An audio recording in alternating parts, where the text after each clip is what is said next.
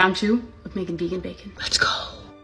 I'm using this. It's rice paper. I'm gonna put it in some water to let it get all flexible. I don't know, like 30 seconds or so. I'm gonna cut it up in strips. It's sticking together way too much. I soaked this one for much less time, like 10 seconds. Okay, this is much more promising than banana peels. Soy sauce.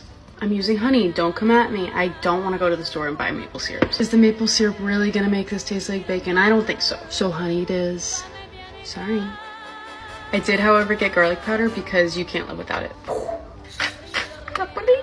Okay, strips into the marinade. Mixing it up onto a baking tray. Honestly, I'm kind of proud of these guys. Look at them. I am putting them in a 400-degree oven. Okay, they were in for probably like 4 minutes. They look pretty good.